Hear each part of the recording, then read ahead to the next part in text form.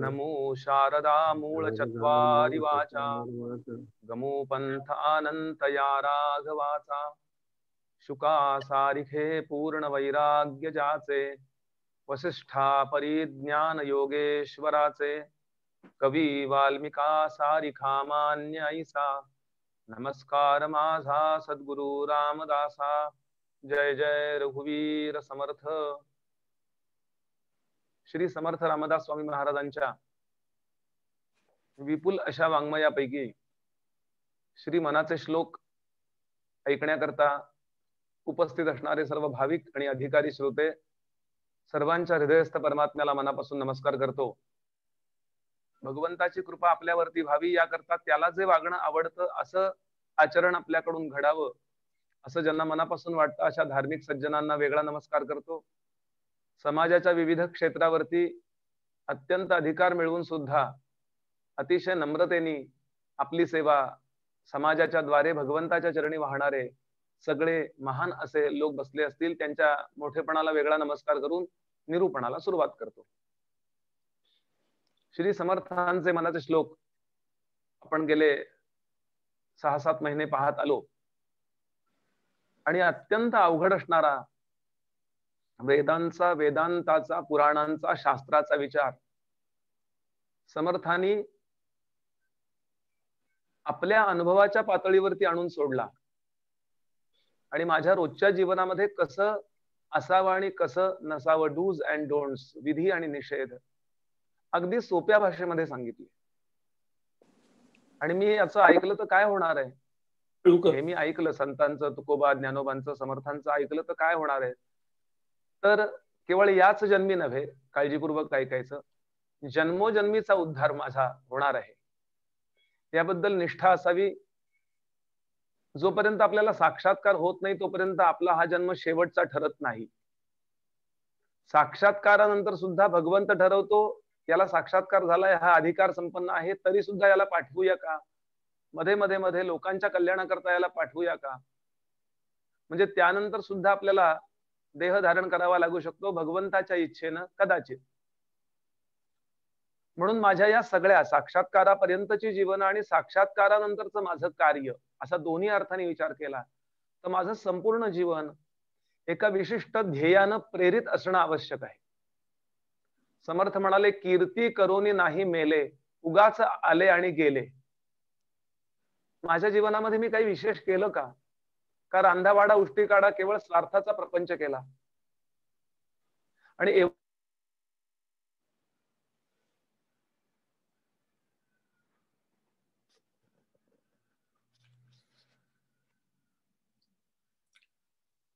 आवाज येत नाही आपला.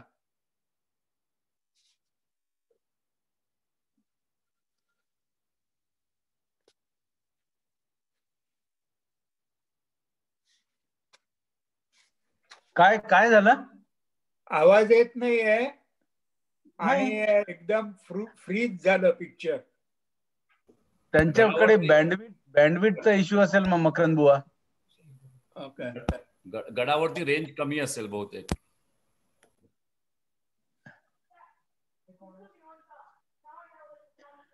मकरंद बुवा तुम्हाला ऐकू येत आहे ते बहुतेक लॉकड ऑफ झाले. चस्कर काका ते त्यांचं डिस्कनेक्ट झालं. ओके हा तर 2 मिनिटात होपफुली ते लॉग इन करतील परत. ओके ओके ठीक आहे.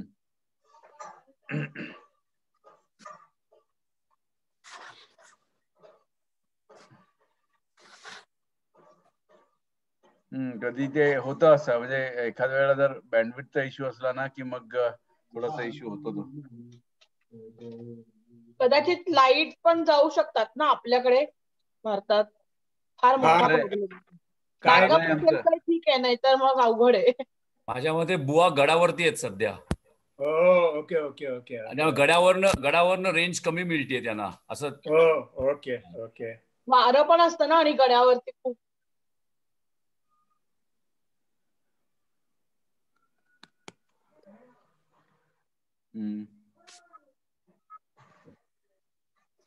आले की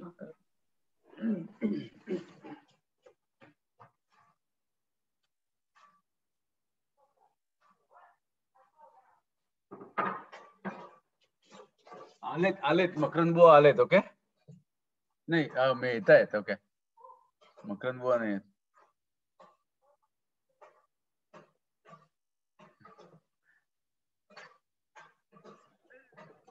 चास्कर काका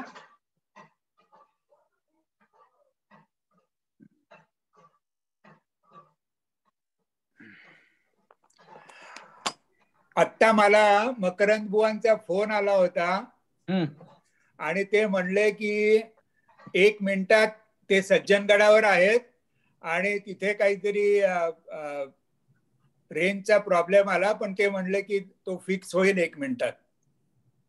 so let us weight.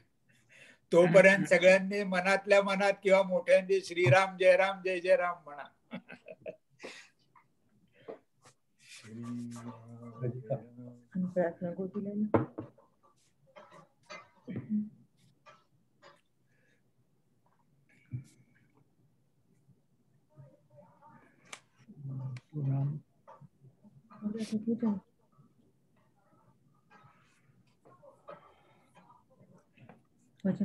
Pravachan will restart in just few minutes.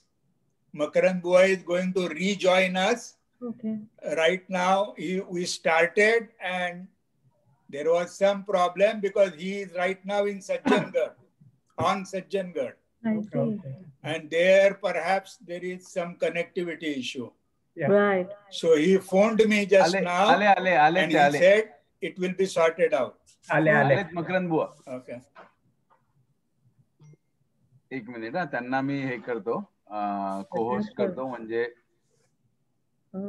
हा आलेत मग. ठीक आहे.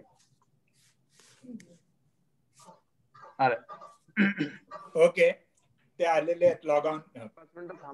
आता सगळ्यांनी परत स्वतःला म्यूट करून घ्या प्लीज. या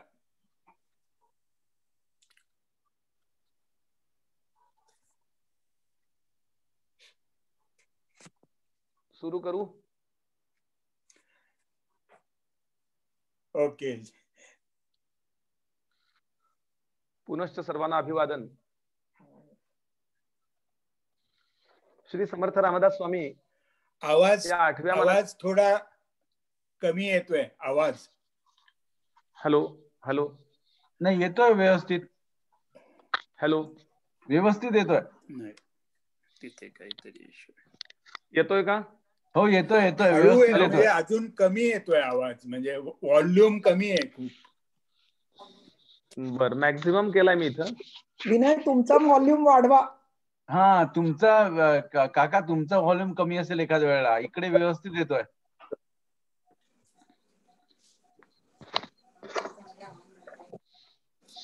बराबर है, बराबर. विनय भाई ओके. आप चेक कीजिए. जय जरगुवीर समर्थ. Okay, alright. श्री समर्थ रामदास स्वामी या 8व्या मनाच्या श्लोकामध्ये आपल्या जीवनाचं ध्येय नेमकं करून सांगतात, ज्याला आपण स्पेसिफाय म्हणतो, स्पेसिफिकेशन. की मानवा तू जगलास, पण तुला जगायला जमलं का? खऱ्या अर्थानं तू जगलास का नाही जगलास? समर्थपणे जगलास का नाही जगलास? जसं जमलं तसं जगलास का खऱ्या अर्थानं तुझं जीवन सार्थकी लागलं? याचा अगदी पायाभूत ठोकताळा जर कुठला असेल तर तू मेल्यानंतर सज्जन लोक, चांगले लोक तुझ्याबद्दल काय बोलतात. कबीर म्हणाले, जब तुम आया जगत मो जग हासे तुम रोये, ऐसी करनी कर चलो पीछे हसे न कोई. समर्थ रामदास स्वामी हेच मराठीत आपल्याला सांगतात की सगळ्या जीवनाचं ध्येय असं ठेव की ज्या दिवशी तू देह टाकशील त्या दिवशी सज्जनांचे नेत्र, निस्वार्थी लोकांचे नेत्र पाणावले पाहिजे. भीष्माचार्य शरपंजरी पडले आणि यानंतर 2 पर्व येतात महाभारतामध्ये, शांती पर्व आणि अनुशासन पर्व. अनेकांनी असं म्हटलंय, वेदव्यासांनी फक्त एवढी 2 पर्व लिहिली असती तरी काही लिहायची गरज नव्हती. असं सगळं सारभूत असं तत्वज्ञान, म्हणजे फिलॉसॉफी सुद्धा आली आहे, नीतिमत्ता सगळं एकत्र आलंय शांती आणि अनुशासन बरोबर. यामध्ये उल्लेख येतो की भीष्माचार्य शरपंजरी पडलेले असताना त्यांच्या अवतीभोवती किती ऋषीमुनी होते. त्यांचा देह जेव्हा पडणार आहे, प्राणोत्क्रमण होणार आहे, त्यावेळेला वेदव्यास चरणाजवळ बसलेले आहेत. भगवान गोपालकृष्ण पायाला हात लावून नमस्कार करतात. काय जीवन जगले असतील हो भीष्माचार्य. माझं एक मुद्दा लक्षातच घ्यायचा की मी कितीही काहीही करो, देह केव्हा तरी संपणार आहे हे निश्चित आहे. कुणालाही पत्रिका न दाखवता आपल्याला सगळ्यांना हे माहिती आहे ज्योतिष कि एक दिन जाना है और समस्या है कि कोई जाना नहीं चाहता. मग त्या जीवनाचं नियोजन नको का करायला. गोंदवलेकर महाराज सांगत असत, म्हातारपणचं तुम्ही नियोजन करता, वृद्धपणाचं तुम्ही नियोजन करता, थोडं पुढचं सुद्धा नियोजन करा ना. आणि त्या नियोजनाबद्दलची तपशिलात्मक भूमिका समर्थांनी या श्लोकामध्ये सांगितली. देहे त्यागिता कीर्ती मागे उरावी, मना सज्जना हेची क्रिया धरावी. मना चंदनाचे परित्वा झिजावे, परी अंतरी सज्जना निववावे. सज्जनांचं अंतःकरण माझ्याबद्दल ऐकल्यानंतर, माझं चरित्र वाचल्यानंतर, माझ्याबद्दल नुसती आठवण जरी आली तरी चंदन लावल्यावर जसं थंड वाटतं, अंगाला चंदन लावलं की गार वाटतं बघा, असं लोकांच्या अंतःकरणाला, सज्जनांच्या अंतःकरणाला मी माझं जीवन चंदनात्मक दृष्टीनं लावावं, असं त्यांना सज्जना निववावे. चंदन असं शीतलता देतं. आमच्या भारतीय तत्वज्ञानाने फार महत्वाचा भाग सांगितला, आणि तो भाग म्हणजे माझं सगळं जीवन हे नियोजनात्मक असलं पाहिजे. मी पुन्हा पुन्हा प्लेटोचं वाक्य सांगत असतो, हा ग्रीक तत्वज्ञ महापुरुष सांगतो, plan the work and workout the plan. Dnyanoba सांगतात, रिकामा अर्ध घडी राहू नको. देवर्षी नारद सांगतात, क्षणार्धमपि व्यर्थन न नेयम. अखंड आयुष्यभर कष्ट कर. आणि ते स्वार्थाकरता कष्ट करतात माणसं, कष्ट करत नाहीत असं नाही. केवळ माझा देह आणि या देहाच्या अनुषंगिक असणारे सगळे देह यांच्या स्वार्थाकरता कष्ट करतात. ते कर्तव्य म्हणून केलंही पाहिजे, पण त्या कर्तव्यामध्ये ते कर्तव्य म्हणून करतोय का स्वार्थाकरता करतोय याचा विचार करावा. याकरता एक दृष्टांत ऐका. एक साधू होता, गावोगावी तो फिरत असे. समर्थांनी सांगितलंय, ब्राह्मणो हिंडता बरा. ब्राह्मण म्हणजे हा जातीवाचक शब्द नाही, कर्मवाचक शब्द आहे. जो जगामध्ये सज्जनता पसरवतो तो शास्त्राच्या भाषेमध्ये ब्राह्मण आहे. त्याचा देह कुठल्याही जातीचा असो. ब्रह्म जानाति ती ब्राह्मण, हा या न्यायाने जो हे काम करतो तो ब्राह्मण. असा तो ब्राह्मणो हिंडता बरा असा साधू होता. आणि गावोगावी फिरतोय, कुठल्याही गावात जावं, 3-4 दिवस राहावं. बरं, त्या काळामध्ये मठ मंदिरांना दरवाजे नव्हते. मंदिरांना दरवाजे जोडण्या इतके आपण सुधारलेलो नव्हतो. मंदिर उघडं असायचे. रात्री अपरात्री जरी गेलं तरी सुद्धा कुठेही मनुष्य पडी टाकून झोपू शकायचा. पोतं टाकला, आडवा झाला, बस सकाळी उठले, पुजारी आला, काही खोबरं वगैरे काही प्रसाद मिळाला, पुरे झाला नाश्ता. असा तो होता साधू. आणि गावोगावी फिरत असे. कुणी काही विचारलं तर त्या लोकांना मार्गदर्शन करत असे आणि पुढे जात असे. अनटचड, कुठेही स्पर्शित नाही. म्हटलं तर तो सगळ्यांचा आणि म्हटलं तर कोणाचाच नाही, असा तो साधू होता.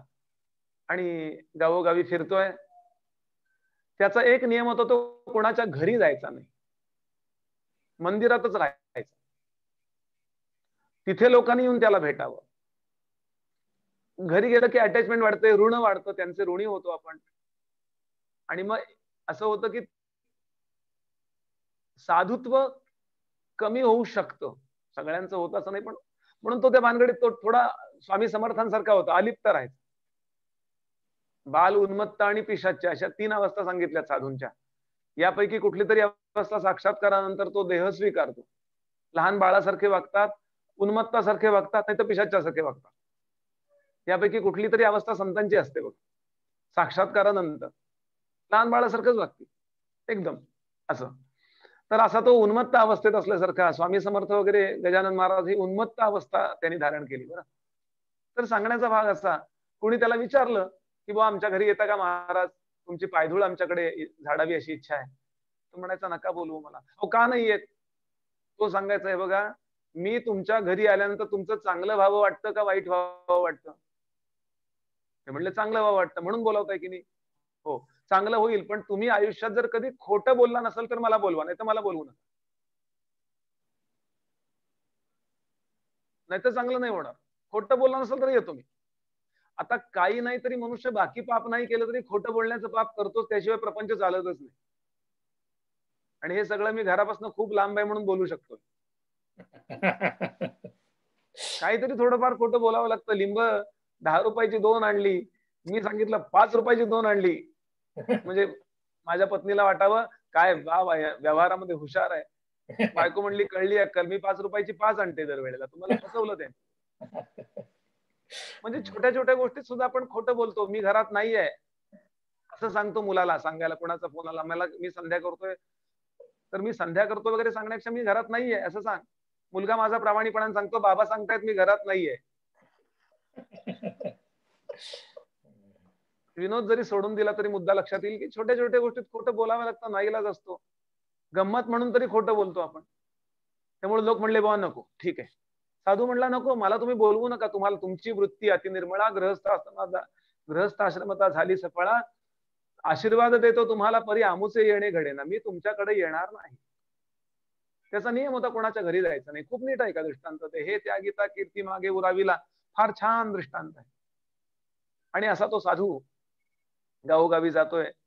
एका गावात तो 15 दिवस राहिला, कारण जास्त लोकसंख्या होती म्हणून प्रपंच, जेवढे प्रपंच आहेत तेवढ्या लोकांना मार्गदर्शन करायला त्याला वाटलं इथे राहूया. आणि म्हणून लोकांना मार्गदर्शन करतोय, नाम घेत जा, ध्यान करत जा, दानधर्म करत जा, चांगले वागत जा, अमुक अमुक त्रास आहे, राहूचा त्रास आहे, तो कालभैरवाष्टक म्हणत जा, म्हणजे राहूचा त्रास कमी होतो. जे त्याला माहिती आहे आणि जे लोकांच्या कल्याणाचं आहे त्यांच्या स्तरावरचं त्या त्या लेव्हलचं तो सांगतोय आणि असा राहतोय. लोकांनी पहिले 2-4 दिवस विचारून पाहिलं येता का आमच्या घरी. त्यानं सांगितलं खोटं बोलणाऱ्याच्या मी घरी येत नसतो. ठीक आहे, हरकत नाही. त्या गावचे पाटील होते मुख्य. त्या पाटलांना कळलं कोणीतरी साधू आलाय, 15 दिवस झाले, पण ते पाटील इतके कामामध्ये व्यस्त होते. पूर्वी गावाचा मुख्य त्याला पाटील म्हणायची पद्धत होती. पाटीलकी नावाची गोष्टच असायची, मुख्य तिथला मुख्य. तर कोणीतरी सांगितलं पाटील महाराज जाऊन या तुम्ही दर्शनाला, फार चांगला साधू आहे, जा. ठीक आहे म्हणाले आणि पाटील दर्शनाला आले. पायावर डोकं ठेवलं, नमस्कार केला. काय चंदनाची 2 खोडं पादुकांकरता, थोडं फळफळावळ, काय धन वस्त्र, काय जे शक्य आहे तेवढं त्यांनी त्यांच्या समोर ठेवलं आणि हात जोडून उभा राहिला. त्या साधूने आशीर्वाद दिला. पाटील दादा काय पाहिजे तुम्हाला? तो म्हणाला काही नाही, तुम्ही आमच्या घरी यावं अशी इच्छा आहे. त्याला माहिती नाही बाकीचं काही. आमच्या घरी तुम्ही यावं अशी इच्छा आहे. साधू रागावला थोडा. अरे गेल्या 8-10 दिवसात कोणी प्रश्न विचारला नाही, हा कोणाला विचारायला? तो म्हणाला तुम्हाला माहिती नाही का माझा नियम? थोडा रागावला. तुम्हाला माहिती नाही माझा नियम? ते म्हणले काय नियम आहे आपला? खोटं बोलणाऱ्याच्या मी घरी जात नाही, तुम्ही नेहमी खरे बोलणारे असाल तर मी तुमच्या घरी येईन. पाटील म्हणाले मग काही हरकत नाही, माझ्या घरी चलाच तुम्ही. आता पंचायत आली. आतापर्यंत असं कोणी बोललं नव्हतं. बघा मी परीक्षा घेईन. पाटील म्हणाले अगदी आवश्यक परीक्षा घ्या, चला घरी. आणि त्या साधूला घेऊन पाटील घरी आले. तोपर्यंत पुढे निरोप गेला होता. दारामध्ये पाठ मांडून साधूचं स्वागत कसं करावं माहिती आहे घरातल्या लोकांना, कारण नेहमी साधू संत येतात त्यांच्याकडे आणि तोच त्यांच्याकडे दिवाळी दसरा असतो. तुकोबांचा अभंगच आहे. आणि याप्रमाणे पायावर पाणी घातलं, ओवाळलं, त्यांना घरामध्ये बसवलं, पाद्यपूजेची तयारी केली. पाटील म्हणाले आलो हा धोतर नेसून. हातपाय तोंड धुतले, पाटलांनी धोतर नेसून आले. तेवढ्या वेळामध्ये पाटलीणबाई होत्या, पाटलांच्या सौ होत्या. त्यांनी तिन्ही मुलांची ओळख करून दिली. ही माझी 3 मुलं आहेत, प्रापंचिक आहेत, त्यांची लग्न झालेली आहेत वगैरे. ती 3 मुलं आपापल्या खोलीमध्ये गेली आणि आता यानंतर छान पाद्यपूजा केली साधूची त्या पाटलांनी. आता घरी आलेत. असं आहे धन्य आजी दिन संत दर्शनाचा. नाथ महाराज म्हणाले अनंत जन्मीचा क्षीण गेला. आयुष्यातला सगळ्यात धन्य क्षण कुठला आहे? नाथ महाराज म्हणाले ज्या दिवशी अधिकारी संत आपल्या जीवनामध्ये येतात. गोंदवलेकर महाराज सांगायचे एखाद्या संतांनी आपल्याला आपलं म्हणावं याच्यासारखं भाग्य नाही. संतांच्या दर्शनाला तर आम्ही जातो, पण आणि म्हणतो सुद्धा अमक्या श्रीधर स्वामींना आम्ही पाहिलेलं आहे. माझे गुरुजी विचारतात श्रीधर स्वामींना तुम्ही पाहिलंय, पण त्यांनी तुम्हाला पाहिलंय का? आणि लक्षात घ्यायचं, कुठल्याही व्यावहारिक स्वार्थानं संत कधीच आपल्याला आपलं करत नसतात. तो प्रामाणिक असेल आपल्या कामामध्ये, तो परमार्थात अधिकारी पाहिजे असं नाही, तो असेल तर उत्तम आहे, पण जो आपल्या कामात प्रामाणिक आहे, ज्याला मुमुक्षु असं म्हणतात, संतांना तो प्रिय आहे. आणि हात जोडून उभा राहिला, डोळ्यात पाणी आलं त्या पाटलाच्या, की किती भाग्य आहे माझं की जो साधू कुणाकडे जात नाही तो माझ्याकडे आला. चरणावर मस्तक ठेवून तो उभा राहिला आणि सांगितलं, महाराज आमच्याकडे प्रसाद होईल का? आपलं उष्ट सांडेल, जेवण घ्याल का? आपण भोजन घ्याल का? साधू म्हणाला, तुम्ही खरं बोलता का खोटं बोलता याची परीक्षा बघितली पाहिजे मला. मी नुसता असा भावनेच्या भरामध्ये तरंगामध्ये तरंगून जाणारा मनुष्य नाहीये. पहिला प्रश्न तुम्हाला विचारतो म्हणाले, पहिला प्रश्न तुमच्या जीवनात, तुम्ही आतापर्यंत किती पैसे मिळवलेत? पाटील म्हणाला, थांबा. आणि आपल्या पत्नीला त्यांनी सांगितलं की आतमध्ये जा आणि अमक्या अमक्या कपाटामध्ये अमक्या अमक्या कप्प्यात इतकी 10वी डायरी आहे तेवढी घेऊन ये. ती घेऊन आली, यानं हिशोब केला आणि यानं सांगितलं 10,577 रुपये आणि 40 पैसे आतापर्यंत मी मिळवले. साधू ताडकन उभा राहिला झोळी घेऊन आपली आणि म्हणाला, काय रे, स्वतःला फार शहाणा समजतोस? 3 मजली बिल्डिंग आहे, मी येताना पाहिली, 3 मजली बिल्डिंग आहे तुझी. तुझ्या पत्नीच्या हातामध्ये एवढ्या गोड पाटल्या आहेत सोन्याच्या, एवढ्या हिऱ्याच्या अंगठ्या आहेत तुमच्या हातामध्ये, इतकी श्रीमंती आहे तुमच्याकडे, सगळ्या वस्तू आहेत, एवढ्या फक्त एवढ्या पैशात येतात? 40 वर्षापूर्वीची गोष्ट आहे असं समजा. 10,577 म्हणजे आत्ताच्या भाषेत 10 कोटी रुपये, असं क्षणभर धरा. पाटील म्हणाला, महाराज तुम्ही मला प्रश्न काय विचारलात? म्हणले, तू आतापर्यंत किती पैसे मिळवलेत हा प्रश्न विचारला. मग तेच उत्तर दिलंय, महाराज आजपर्यंत चांगल्या कार्यामध्ये जे मी धनदान केलं, कुठे मंदिराचं चांगल्या प्रकारचं बांधकाम चाललंय, कुठे साधू लोक आहेत, कुठे अनाथ लोक आहेत, कुणी विद्यार्थी आहेत, कुठे विशेष कार्य चाललंय गोरगरिबांकरता, मी जेव्हा काही दान करत असे तेव्हा आतापर्यंत ते टिपून ठेवत असे. पुन्हा जर कधी लोक आले मागायला तर मला माहिती पाहिजे की मी गेल्या वेळेला यांना किती दिले होते, म्हणून टिपून ठेवत असे. टिपून ठेवलेलं एवढं न टिपता सुद्धा मी काही केलं असेल, न लिहिता सुद्धा मी दान धर्म केला असेल. मी आतापर्यंत 10,577 रुपये आणि 40 पैसे एवढा दान धर्म केलाय. महाराज मी असं समजतो एवढेच मी मिळवलेत. तुम्ही जी इमारत पाहताय हे सगळं मी मिळवले नाहीये, ते मी घालवलेले आहे. मी देह टाकल्यानंतर जे माझ्या बरोबर येणार आहे ते मी मिळवलं असं समजतो, जे इथंच राहणार आहे ते मी मिळवलं असं समजतच नाही. साधू खाली बसला, वा रे वा, इसके बातों में दम है. पण तरी हा पाठ करून बसलेला असू शकतो. म्हणून पुढचं वाक्य त्याला विचारलं, तुमच्या दोघांचं वय किती? त्यांनी पटकन सांगितलं, आम्ही दोघं 5-5 वर्षाचे आहोत. साधू म्हणाला, कसं? कारण हा लॉजिकली बोलतोय, लक्षात आलं, तर्कानी बोलतोय, नुसता बोलत नाहीये. 5-5 वर्षाचे कसे काय तुम्ही? ते म्हणाले, असं आहे, मी लग्न ज्या दिवशी झालं त्या दिवशी लग्नामध्ये, आमच्या लग्नात त्या रात्री, लग्न झालेल्या रात्री कीर्तन ठेवायची पद्धत आहे, वारकरी कीर्तन ठेवायची पद्धत आहे. अनेक लग्नामध्ये गोंधळ ठेवतात बघा, खंडोबाचा, तुळजाभवानीचा गोंधळ ठेवतात. हल्ली खूप शिकलेले लोक विचार करतात, नाहीतरी आयुष्यभर गोंधळ घालायचा आहे, कशाला ठेवायचा रात्री गोंधळ. हा थोडासा चिमटा आहे. मी नेहमीच सांगतो, आपण कितीही शिका, देश परदेश वाऱ्या करा, कितीही भौतिकता प्रगती करा, पण कुलदेवतेची उपासना सोडू नका. माझं तळमळीने ऐका, ऐकणारे लोक आहेत त्यांना कळेल. तुमच्या पिढ्यानपिढ्या तुम्हाला काही कमी पडणार नाही. साक्षात्कारापर्यंत ही कुलदेवता मदत करते, सद्गुरू मिळण्याकरता मदत करते, व्यवहारात तर करतेच करते, मुलाबालांच्या शिक्षणाकरता ही मदत करते. किती ठिकाणी कुलदेवता आहे ना, आपल्या पूर्वजांनी बॉन्ड लिहून दिलेला असतो, माझे पुढचे लोक येतील तुझ्याकडे, तू त्यांचं सांभाळ. एवढंच लक्षात ठेवूया, पुढे जाऊ. आमच्याकडे कीर्तन ठेवायची पद्धत आहे. त्या कीर्तनकारानं कीर्तनाच्या त्या पहिल्या दिवशी सांगितलं आम्हाला, आम्ही दोघांचे बसलो होतो, गर्दी होती, आणि त्या कीर्तनकारानं सांगितलं, जेवढे श्वासोच्छ्वास तुम्ही सत्कार्यामध्ये घालवता तेवढे तुम्ही जगता, बाकी तुम्ही मरता, ते मायनस होतात. म्हणून आयुष्याची बेरीज करत असताना पूजा केली, अर्चा केली, कीर्तन ऐकलंय, प्रवचन ऐकलंय, यात्रा केली, पवित्र कार्याला तुमचा श्वासोच्छ्वास खर्च झाला, तेवढंच जगला असं समजा, बाकी मायनस करा आयुष्य. ते इतकं पक्क धरलं. लग्नाच्या त्या दिवशीपासून आम्ही दरवर्षी ज्ञानोबांच्या पादुकांबरोबर पंढरपूरला जातो आम्ही दोघंही. घरी कुबेराला लाजवणारी संपत्ती आहे, पण तिथे आम्ही संपत्ती नेत नाही. मी जे कीर्तनकार प्रवचनकार असतील त्यांच्या मागे टाळाला उभा राहतो, तिथल्या ताडपत्र्या घालायला, चादरी घालायला मदत करतो, जी पखवाजाला कणिक लावली जाते ती कणिक मळायला मदत करतो, पडेल ते काम करतो. माझी पत्नी त्या वारकऱ्यांकरता पोळ्या करायचं काम करते, पोळ्या भाकरी करते. आणि असे आम्ही महिनाभर जातो आणि महिनाभर परत येतो. महाराज, त्या महिन्यामध्ये माझ्या पत्नीची जेव्हा अडचण असते, मासिक पाळी असते, तेव्हा ती लांब बसून कीर्तन ऐकते. पण आम्ही कधी आतापर्यंत वारी नाही सोडली 30 वर्षात. म्हणजे आम्ही किमान दरवर्षी 2 महिने जगलोय ना, जाता येता एक महिना म्हणल्यानंतर. आणि असे 30 वर्ष, 30 दुनी 60 महिने आणि 12 पंचे 60, आम्ही 5 वर्षाचे आहोत आतापर्यंत. साधू म्हणाला, वा रे वा, वा रे वा. आणि तिसरा प्रश्न विचारतो, म्हणाले तुम्हाला मुलं किती, पुत्र किती आहेत तुम्हाला? त्यांना सांगितलं, महाराज मला 1 पुत्र आहे. पण आता तर तुझ्या पत्नीने ओळख करून दिली, ती 3 पुत्रांची ओळख करून दिली.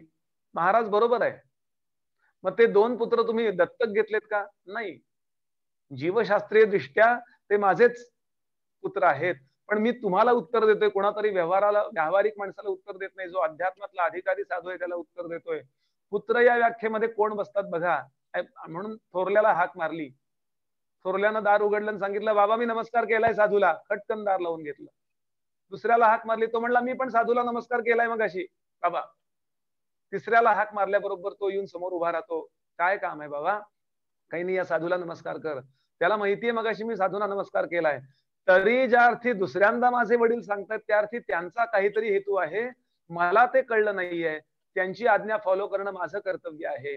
नमस्कार केल्याबरोबर सांगितलं, पुत्र या व्याख्येमध्ये हा बसतो. बाकीचे 2 जण माझे घेणेकरी आहेत, मी त्यांचं काहीतरी देणं लागतो, म्हणून पुत्र या नात्यानं ते माझ्या बरोबर आहे.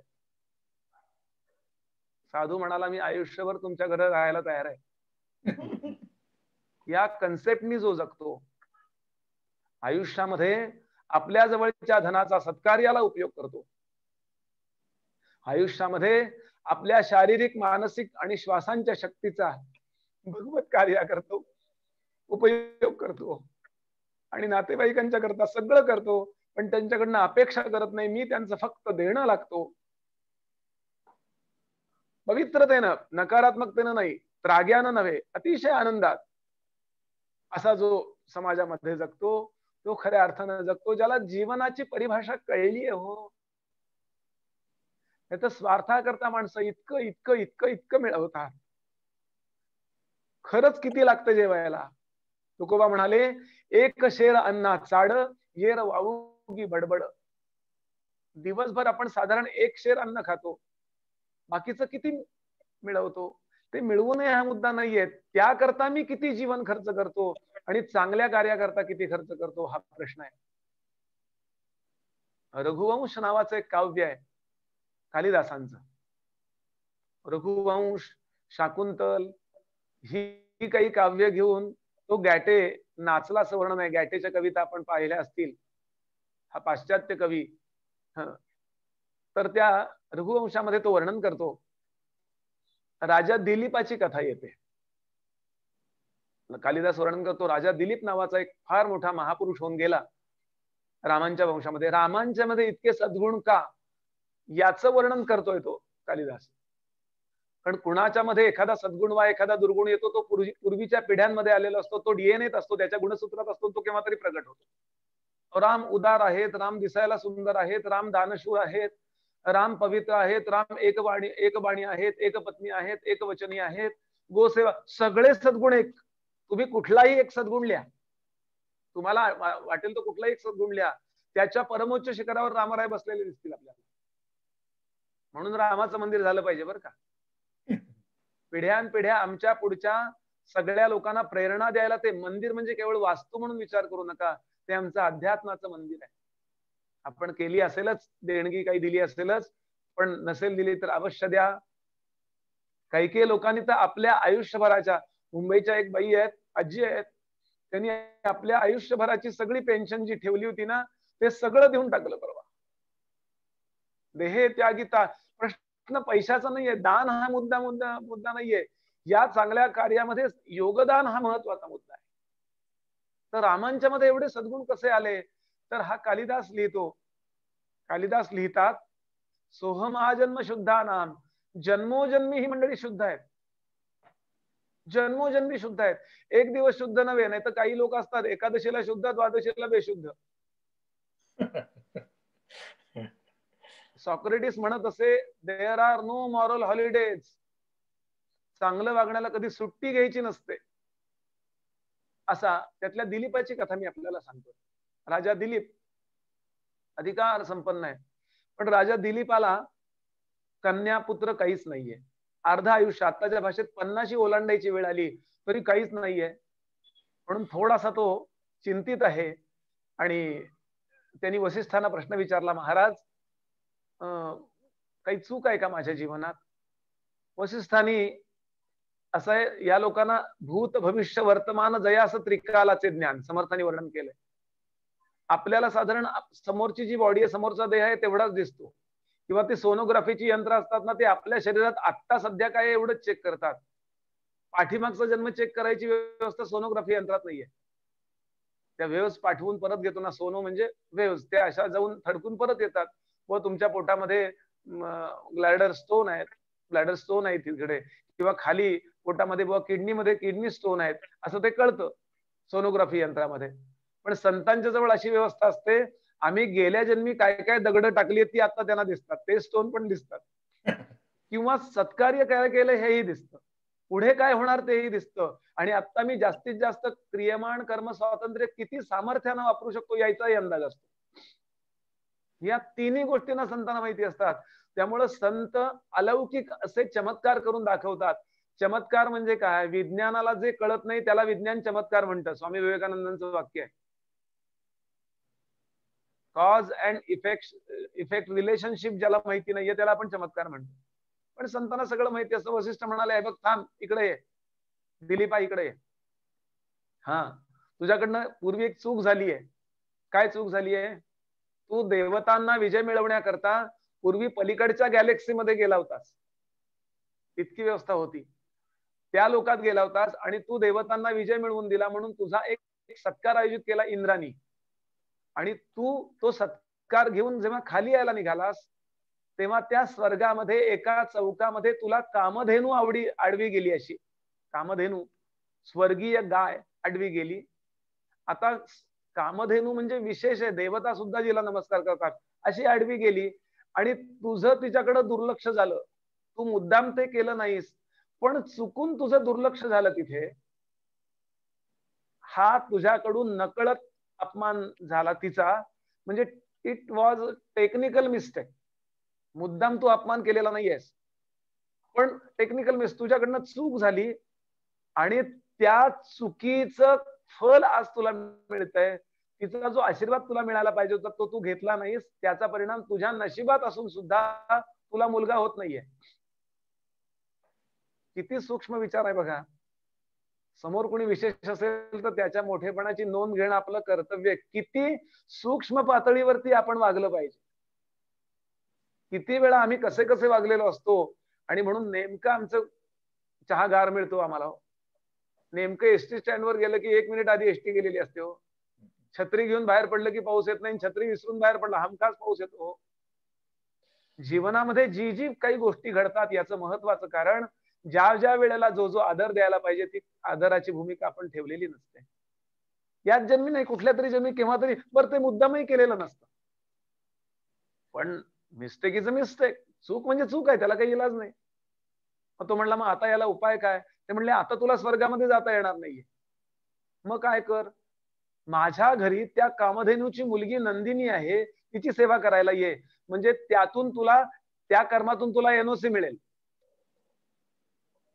आणि म्हणून तो दिलीप खूप काळजीपूर्वक ऐका. कथा आपल्याला अंतःकरणामध्ये पक्क्या प्रेरणा धारण करायला ताकद देते. म्हणून कथा ऐकायच्यात बरं का. नुसतं वाक्य लक्षात राहत नाही, पण कथा लक्षात राहते. आणि कथेची प्रेरणा जर नीट ऐकली असेल तर ती लक्षातच राहते. कथेची एक प्रेरणा असते.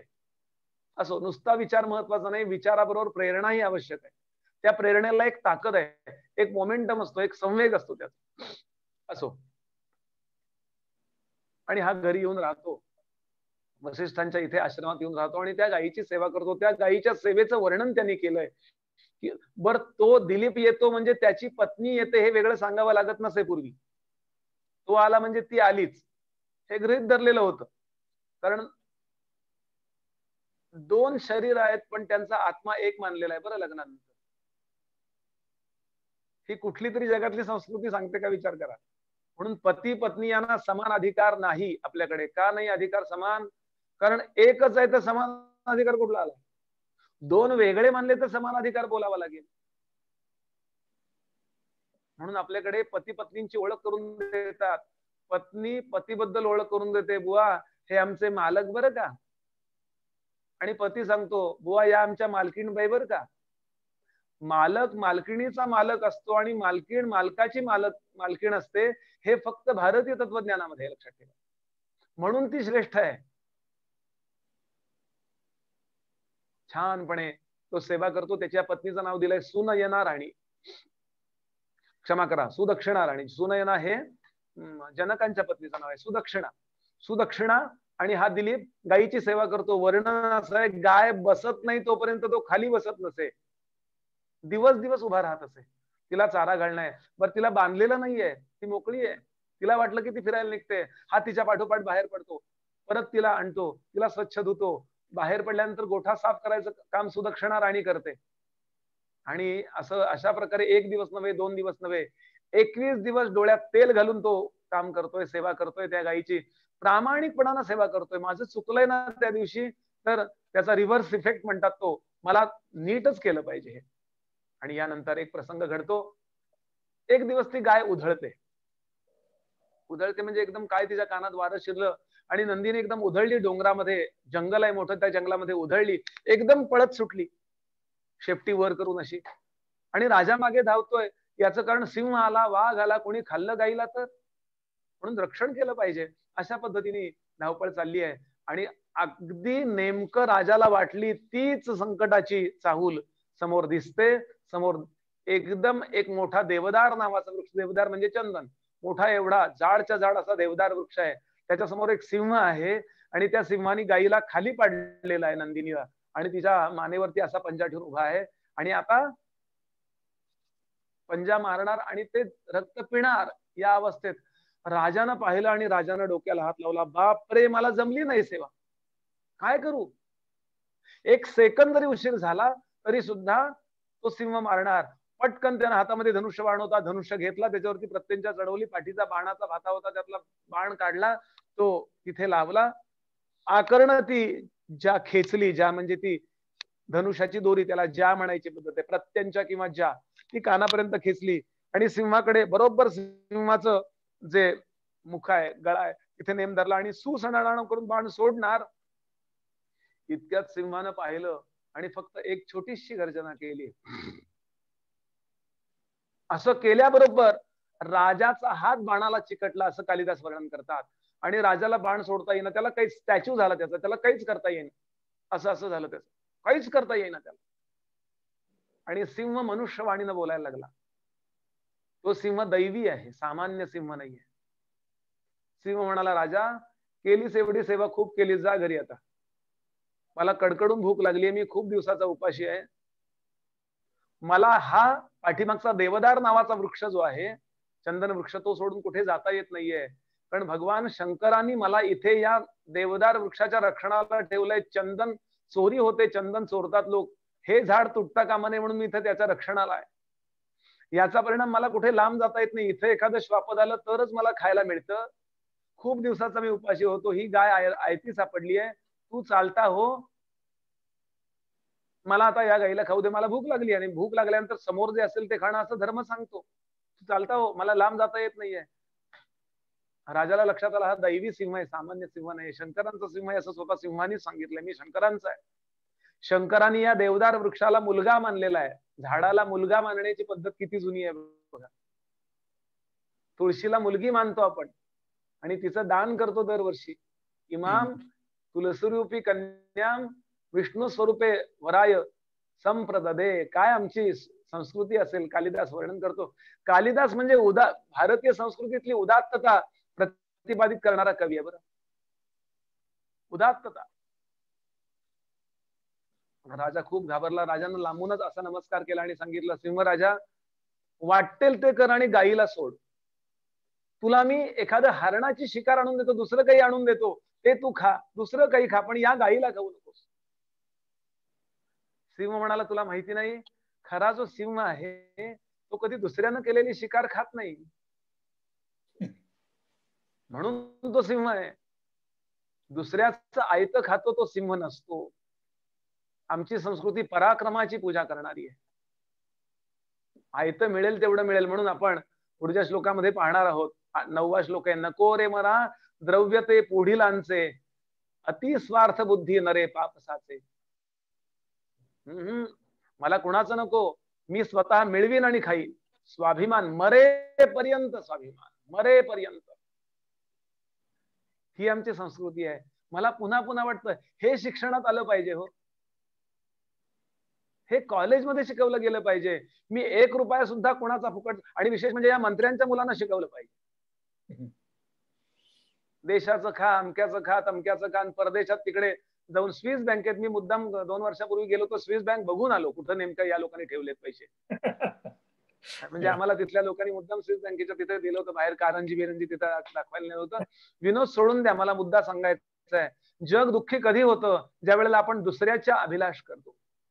म्हणून ही सिंहवृत्ती, मी पराक्रमानं खाईन. चालता हो राजा, मी स्वतः खाणार या गाईला. राजानं नम्रतेनं विचारलं, वा सिंह राजा, तू मला असं सांग की काय केलं तर तू या गाईला सोडशील. मुद्दा गाईला सोडणं आहे. त्यांनी सांगितलं, एक कर, तू मरायला तयार हो, मी तुला खातो, गाईला सोडतो.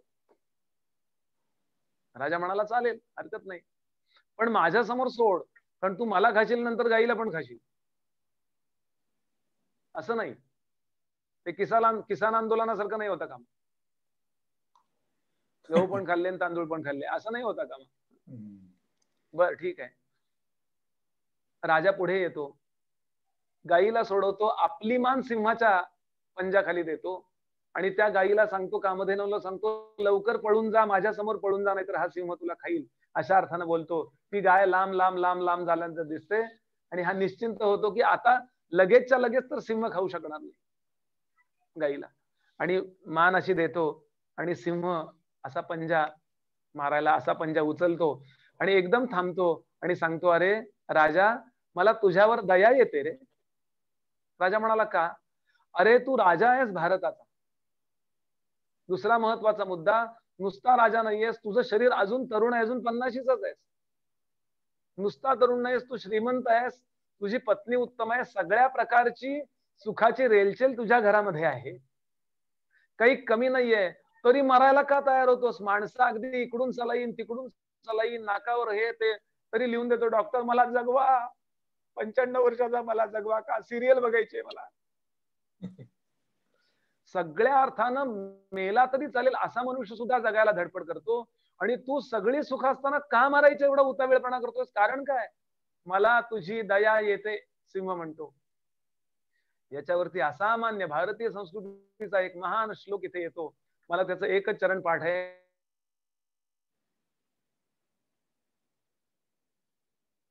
दिलीप राजा, सिंहा, या भौतिक शरीरावर करू नकोस. त्याच्यावर दया केलीस तर केव्हा ना केव्हा ते मरणारच आहे, केव्हा ना केव्हा ते जाणारच आहे. तू आज सोडलं तरी केव्हा ना केव्हा जाणार आहे. पण जर मी आज मेलो तर माझं यशरूपी शरीर कीर्तिरूपी शरीर अजरामर ठरेल. श्लोकार्थ असा आहे तो, यशस् शरीरे भव मे दयालु. यशरूपी शरीर जे आहे, म्हणजे हे पांचभौतिक शरीर गेल्यानंतर आपलं यशरूपी कीर्तिरूपी शरीर जे नंतरही उरतं, त्याच्यावर दया कर. नाही तर माझे पुढचे लोक म्हणतील, माझे पुतणे म्हणतील, आमच्या काकांना साधं गायीचं रक्षण नाही करता आलं हो, काही अर्थ नाही आमच्या काकांच्या मध्ये, असं पुढच्या पिढ्यांनी म्हणण्यापेक्षा आमचे काका, त्यांना मूलबाळ नाही झालं पण सिंहाच्या करता समोर गेले आणि गायीचं रक्षण करता करता मेले, असं एक 10 पिढ्यांनंतर जरी लोक म्हणले तरी मला ते कीर्तिरूपी शरीर महत्वाचं आहे. या भौतिक शरीरावर दया नको, करायची असेल तर माझ्या कीर्तिरूपी शरीरावर दया कर. पुढची कथा ऐकूया आणि मग आपल्या मूळ मुद्द्याचा विचार करून थांबूया. यानंतर सिंह म्हणाला विचार कर. हो खरा, मी सगळा विचार करूनच मी तुझ्या पायाजवळ आहे. सिंह असा पंजा उचलतो आणि पंजा मारणार, इतक्यात सिंह अदृश्य होतो आणि ती जी कामधेनू आहे, स्वर्गीय कामधेनू सुरभी, ती प्रगट होते. ती सिंहाचं रूप घेऊन आलेली आहे. लांबनं नंदिनी धावत येते आणि मग ती आई आणि लेक अशी छान प्रेमाचा तिथे संवाद होतो आणि राजाच्या नेत्रातून अश्रुधारा व्हायला लागतात. राजा सांगतो मी चुकलो त्या दिवशी, तुझा चुकून अपमान केला. कामधेनू म्हणाली तू सगळ्या परीक्षांमध्ये पास झालास, घे माझ्या या नंदिनीचं दूध पी, तुला उत्तम मुलगा होणार आहे. याच्यावर कोणी एखादा उतावळा असता तो झालं म्हणलं असता काम. तो म्हणाला नाही, मी असं करणार नाही, मी घरी जाईन, घरी जे नंदिनीचं पिल्लू आहे ते दूध पिईल आणि नंतर उरलेलं जे आहे ते दूध मी काढेन, वसिष्ठांच्या समोर ती चरवी ठेवेन आणि ते जे मला प्रसाद देतील त्यातनं मी दुधाचा प्रसाद ग्रहण करीन. मर्यादा कशाला म्हणतात? हे सगळं रामांच्या मध्ये आलेलं आहे. मला सांगायचा मुद्दा काय, आपल्या केवळ भौतिक प्रगतीपेक्षा कीर्तिरूपी शरीराचा, कीर्तिरूपी जीवनमूल्य गीतेमध्ये सांगितलंय भगवंतानी, अर्जुना अकीर्ती करम अर्जुन, अकीर्ती करून मरू नकोस. कीर्ती हे जीवनमूल्य आहे. आणि मग तो घरी येतो, कामधेनूचा नंदिनीचा आशीर्वाद घेऊन त्या नंदिनीला घेऊन घरी येतो आणि नंतर वसिष्ठांचा प्रसाद प्राप्त होतो आणि या दुग्ध प्राशनानंतर त्याला असामान्य मुलगा झाला, ज्याचं नाव पूर्ण वंशाला मिळालंय. राम इतके पराक्रमी आहेत पण रामवंश म्हटला जात नाही. एक तर सूर्यवंश म्हटला जातो किंवा रघुवंश म्हटला जातो. या काव्याचं नावच आहे रघुवंश. तो मुलगा आहे गायीच्या प्रसादानं झालेला रघुवंश. केवढा कीर्तीचा विचार आमचे पूर्वज करतात. माझे गुरुजी सांगतात प्रत्येकाने असं ठरवावं, माझी जास्तीत जास्त मी क्षमता वापरेन आणि काहीतरी कीर्ती केल्याशिवाय मी मरणार नाही, असं प्रत्येकाने ठरवावं. प्रत्येकाला काही या रघु इतकी किंवा दिलीपा इतकी कीर्ती नाही करता येणार, पण काहीतरी तर करता येईल. एखादा मठ बांधूया, एखादं सत्कार्य करूया, मुलाबाळांकरता करूयाच, आपल्या नातेवाईकांकरता, स्वतःच्या कुटुंबाकरता करूयाच, पण लोकोत्तर कार्य विशेष करूया. गोंदवल्याला एक काही वर्षापूर्वी घडलेली घटना आहे. एक जण आले होते, मी गोष्ट ऐकली आहे, आणि बँकेत फार मोठे ऑफिसर होते आणि रिटायर झाले आणि बँकेने त्यांना प्रॉव्हिडंट फंड जो तो 32 लाख रुपये दिला. एक 20-25 वर्षापूर्वीची गोष्ट आहे.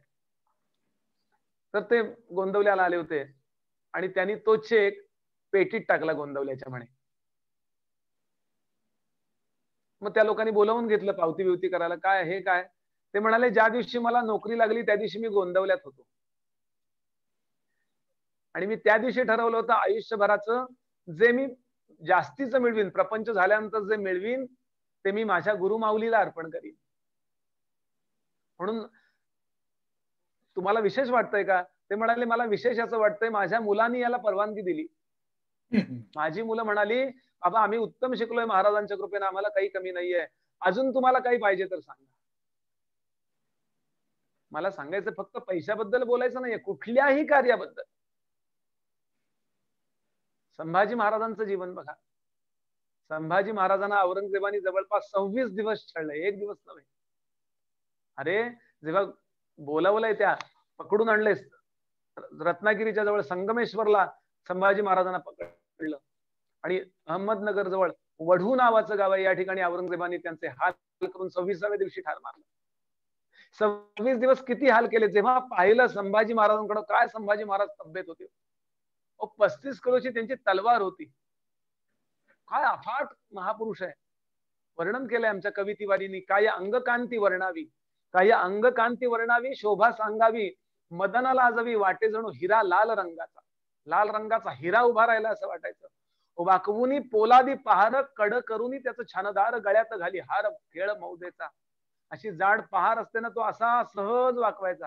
आम्हाला फुलबाजीची तार वाकत नाही. ते म्हणले त्या दारात घालून वाकवा म्हणजे वाकवे. काय अफाट ताकद आहे. आणि औरंगजेबानं पाहिलं, क्या बात है रे, कितना खूबसूरत है, यही शिवाजी, शिवा सालार, शिवाजी का बेटा संभाजी, अरे क्या दिखता है, दिखने में खूबसूरत, हिम्मत का शेर, सच्चा सिपाही, अरे ऐसा राजा यदि मुसलमान बन जाए तो पूरी दक्कन मुसलमान बनने में कोई हर्जा न लग जाए, शंभू राजे इस्लाम कबूल करो. संभाजी राजाने सांगितलं नाही. अरे धर्मवेडानं पिसाटलेल्या क्रूरा, ज्याच्या नसानसामध्ये शिवाजी महाराजांच्या हिंदू पदपाच्याही स्थापन करणाऱ्या छत्रपती शिवाजी महाराजांचं रक्त नसानसामध्ये सळसळतंय, त्याला दक्षिणेची सुभेदारीच काय, पूर्ण दुनियेची जहागिरी जरी दिली तरी लाठेच्या ठोकरीनं उधळून देण्याचं सामर्थ्य माझ्यामध्ये आहे.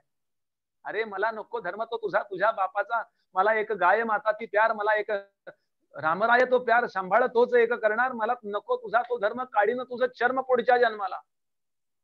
हे ऐकल्यावर इतका संतापला औरंगजेब. सीधी रास्ते बतलाने पर टूट पडी हुई औलाद. अरे याचे हाल करा. आणि हालाचं वर्णन आपण ऐकू शकत नाही, इतकं वाईट आहे बरं. आपण जसं बटाटे वडे वगैरे करताना ते बटाटे उकडतो आणि सोलतो ना, असं एक दिवस फक्त औरंगजेबाच्या लोकांनी या संभाजी राजाच्या अंगावरची साल काढण्याचं काम केलं. आणि औरंगजेब शेजारी उभा राहून बघतो की हा आरडाओरडा करील, असं काहीतरी करील, पण शांत उभे होते संभाजीराज, शांत. दुसऱ्या दिवशी सांगितलं त्याच्या अंगावरती खळखळून उकळणार मिठाचं पाणी मारा. तिसऱ्या दिवशी सांगितलं नखा नखामध्ये इथे खिळे मारा, सुया मारा. चौथ्या दिवशी सांगितलं त्याचे डोळे काढा. वर्णन केलंय आमचे गुरुजी, सांगायचे डोळे काढायला तो मांग आला, ते काम करणारा आला, शेगडी घेऊन आला होता तो. त्या शेगडीमध्ये पेटत्या सळया, त्या सळयानं पाठीमागे लाकडाच्या मुठी. आणि संभाजी राजाकडे पाहिलं आणि तो मनुष्य रडू लागला. तो म्हणाला काही असला तरी माझा राजा आहे हा, तो भारतीय आहे, माझा राजा आहे हा. त्यांनी सांगितलं शंभू राजे, खाविन परवरदिगार जो बोलते हो, खाली हा में हा मिलाओ, बाद में देखा जाएगा, हा में हा मिलाओ, इतनी खूबसूरत तन क्यों बर्बाद करते हो. शंभू राजाने सांगितलं तुम अपना काम करो. नाईलाज झाला. संभाजी राजाचे दोन्ही हात आणि दोन्ही पाय जाड अशा साखळदंडाने बांधलेले आहेत. आणि त्या शेगडी मधल्या सळसळत्या अशा पिवळ्या धमक झालेल्या दोन सळया तो काढतो आणि डोळ्याजवळ आणतो. असं वर्णन आहे की संभाजी राजाने डोळे मिटून सुद्धा घेतले नाहीत, अशा पापण्या ठेवल्या होत्या. त्याच्यामध्ये त्या दोन्ही सळया खुपसल्या गेल्या, अशा गोल फिरवल्या, दोन्ही बुबुळ पायावरती पडली, काळं निळं रक्त पायावरती अंगावरती ओघळायला लागलं, चेहऱ्यावरनं ओघळायला लागलं.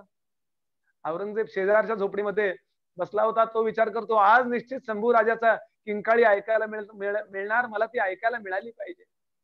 आरडाओरडा करील, काही नाही तरी दान असं तरी करील. पण शांतपणे संभाजी राजे उभे होते. औरंगजेब डोक्यावर हात मारतो आणि म्हणतो अरे कुठल्या मातीनं बनवली ती मराठी माणसं, येथे ओशाळला मृत्यू. कशा करता महाराजांनी एवढं सहन केलं सांगा.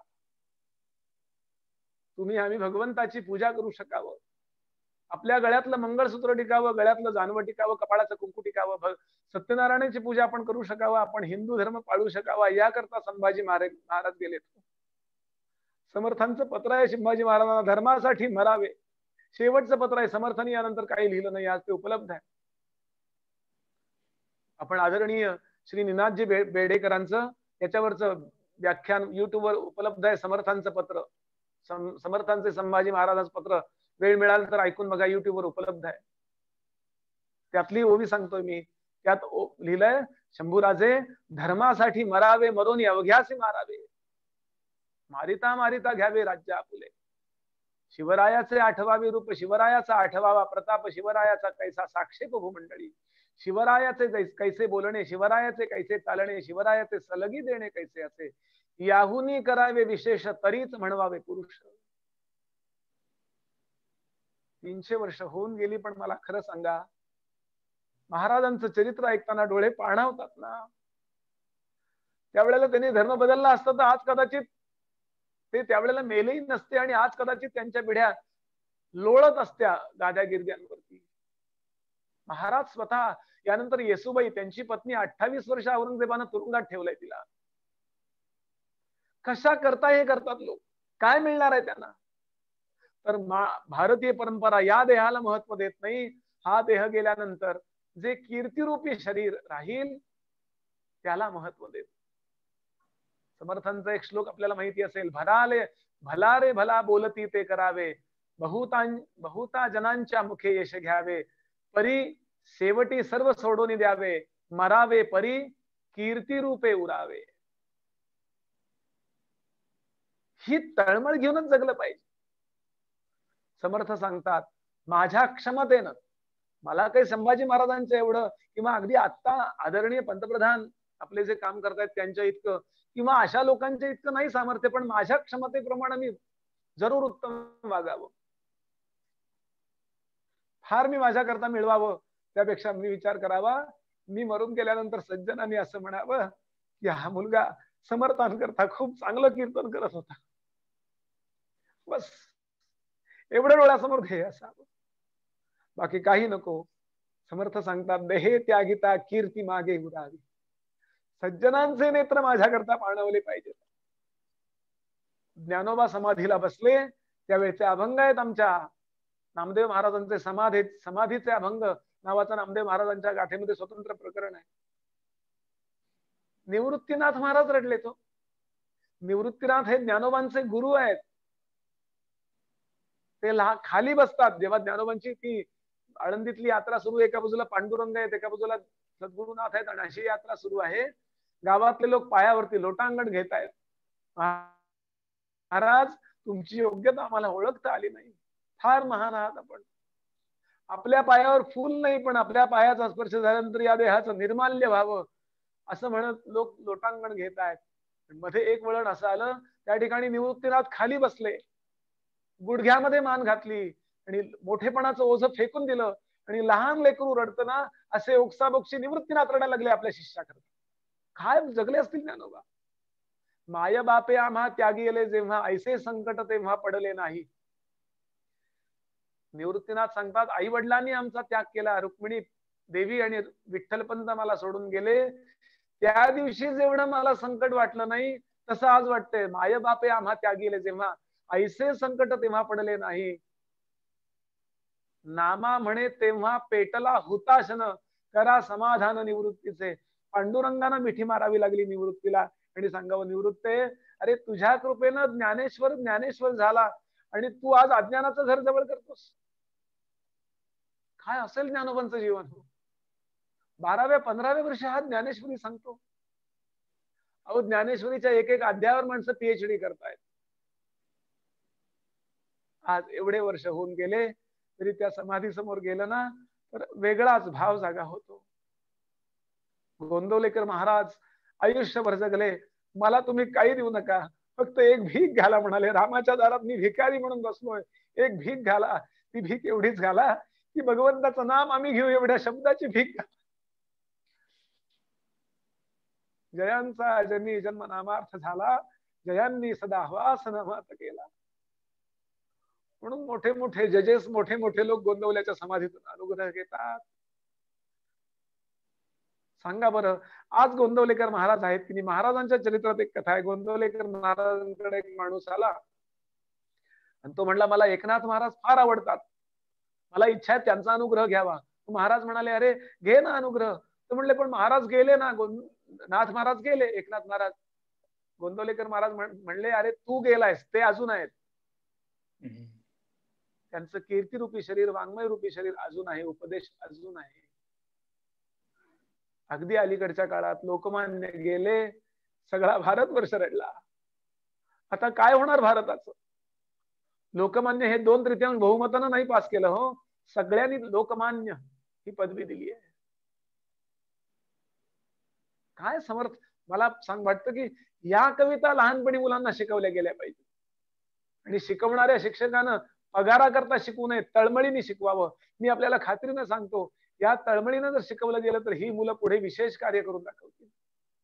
आपल्याच या लेकरांच्या मध्ये कोण चाफेकर असेल, कोण सुभाषचंद्र असेल, कोण लोकमान्य टिळक असेल, कोण ज्ञानोबा असेल, कोण साने, कोण आपल्या या लेकरांमध्ये कोण कसा असेल माहिती आपल्याला काय माहिती. या प्रेरणा, पूर्वीच्या काळी मनाचे श्लोक होते मराठी धड्याला. आज या कविता काढून टाकलं. हे सेक्युलरिझम यामध्ये आपण संतांचा वाङ्मय काढून टाकलं आणि परिणामात आमच्या पुढच्या लेकरांना विशेष शिक्षणच उरलं नाही हो. कसल्या कविता विणा घेऊनी बोकड बसला पहा वाजवी माकड तबला हा हू ही छान गाढव दादा मारिता ही काय कविता आहे? आपल्यामध्ये कोणाच्या मध्ये हे सामर्थ्य असेल तर करा. या मुलांना मराठी शिक्षणात मनाचे श्लोक येतील, तुकोबांचे अभंग येतील, मोरोपंतांच्या केकावले येतील, सुसंगती सदा घडो, सुजन वाक्य कानी भडो, कलंक मतीचा झडो, विषय सर्वथा नावडो. हे शिकवूया आपण लहान मुलांना. आपल्यापैकी अनेकांनी हे शिकले असतील लहानपणी. असो, वेगळ्या ट्रॅकवर नको जायला. समर्थ म्हणाले, देहे त्यागिता कीर्ती मागे उरावी, मना सज्जना हेची क्रिया धरावी.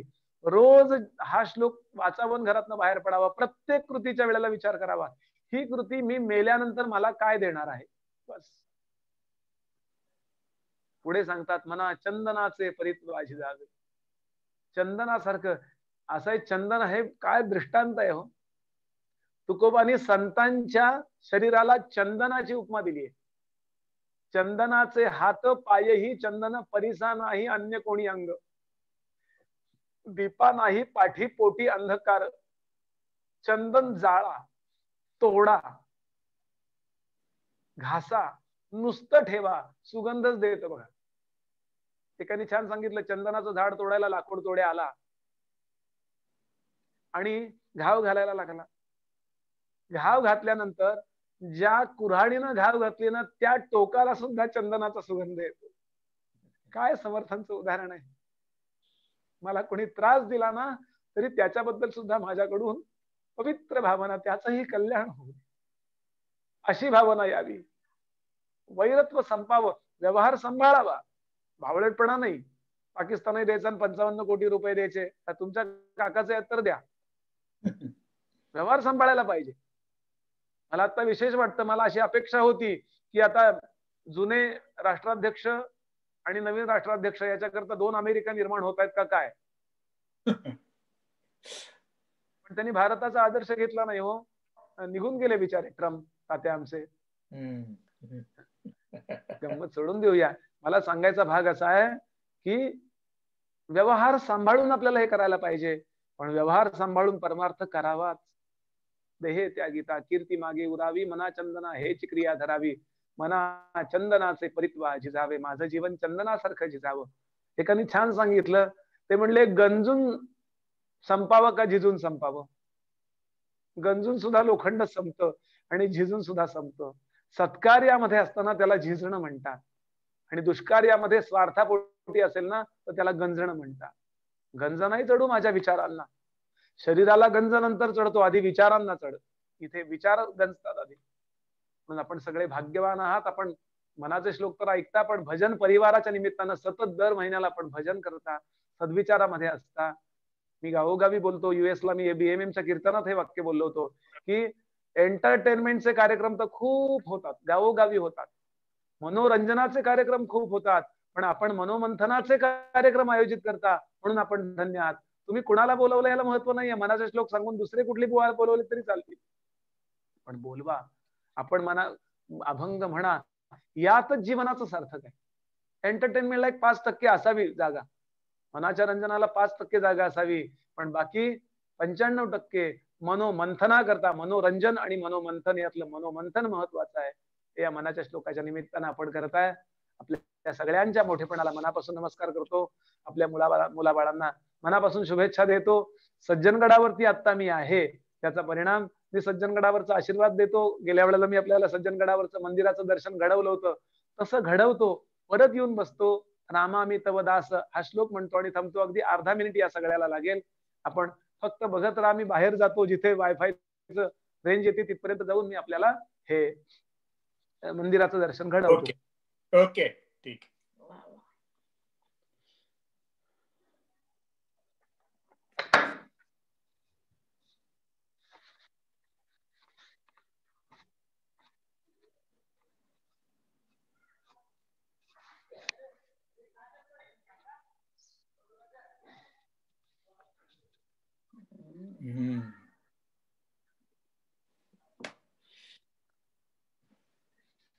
छान. सोनाळं नावाचं तळ आमच्या गडावरचं, याचं पाणी समर्थांच्या समाधीला आणि पादुकांना अभिषेकाला जातं. आणि मंदिर दिसतंय का, मोठी पाण्याची टाकी दिसते बघा, होय होय. त्याच्या शेजारी मंदिराचा फक्त कळस दिसतोय, मुख्य मंदिराचा. छान. हे मारुतीरायाचं मंदिर समर्थ रामदास स्वामी गडावरती येण्यापूर्वीपासून हा मारुती आहे. सद्गुरू भगवान श्रीधर स्वामी महाराजांनी या मारुतीची पुनर्स्थापना केली आणि मंदिराचं काम केलं. त्याच्या पलीकडे श्रीधर कुटी नावाचा एक वास्तू आहे बघा, पत्रा दिसतोय तांबड्या रंगाचा. इथे श्रीधर स्वामी महाराजांनी खूप मोठी तपश्चर्या केली. गडावरती अनेक सत्पुरुष आले, ते म्हणाले श्रीधर कुटीमध्ये भरपूर सामर्थ्य भरलेलं आहे इथे तपश्चर्येचं.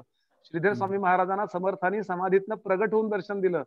ते श्रीधर स्वामी या श्रीधर कुटीत राहिले. बरं, हा सगळा सज्जनगडाचा परिसर, इथली वनराई, राहण्याची व्यवस्था असणाऱ्या बिल्डिंग, समोर बिल्डिंग आहे, इथे मोठं वाचनालय आहे, असं एकूण आहे. बरं, छान.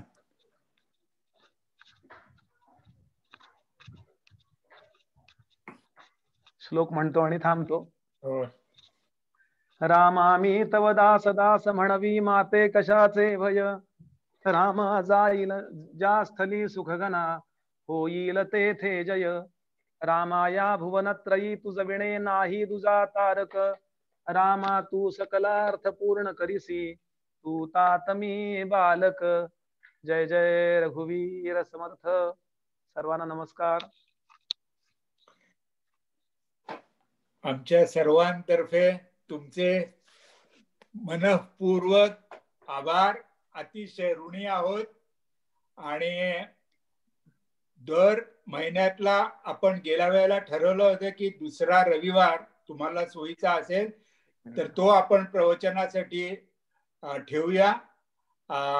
आणि त्याच्याबरोबर त्याच्यासाठी जे कम्युनिकेशन लागतं ते आपण संपर्क ठेवूया.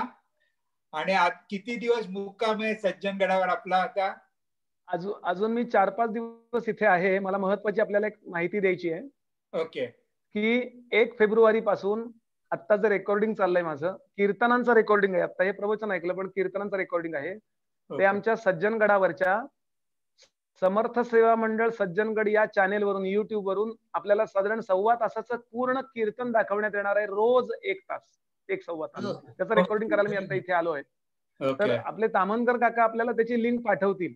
बरोबर आहे, चालेल. हा, आणि आपण रोज 22-23 आम्हाला कीर्तन रेकॉर्ड करायची आहेत. कारण दरवर्षी आमचा समर्थांचा पादुका प्रचार दौरा असतो. तो दौरा गेली 70 वर्ष श्रीधर स्वामी महाराजांनी सुरू केलेला आहे 50 साली. आणि समर्थांनी जे कार्य पूर्वी केलं होतं ते कार्य आपण करूया म्हणून ही शिष्यमंडळी ते कार्य करतायत. यावर्षी कोरोनाच्या संकटामुळे आपल्याला जाता आलं नाही, म्हणून अनेकांचे फोन आले की ऍटलिस्ट कीर्तन तरी दाखवा. म्हणून एरवी 3 तास कीर्तन असतं, पण एवढं नको म्हणून आम्ही 1.25 तासाचं रेकॉर्डिंग करतोय. आता त्याकरता मी गेले 4 दिवस झाले आहे आणि पुढे 4 दिवस थांबणार आहे. थोड्या वेळानं आता 10:30 माझं कीर्तनच आहे इथल्या भारतातल्या 10:30. सगळी तयारी आहेच आहे. पेटी तबला मांडून ठेवलेला आहे.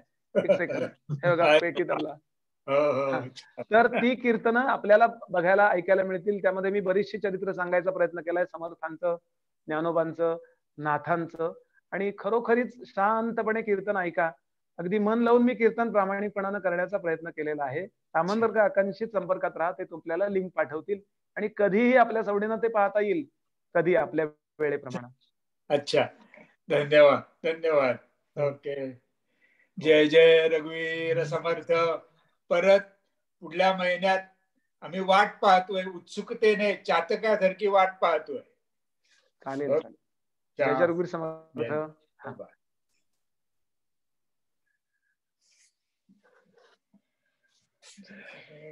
प्रशांत, रेकॉर्डिंग थांबवलं तरी चालेल.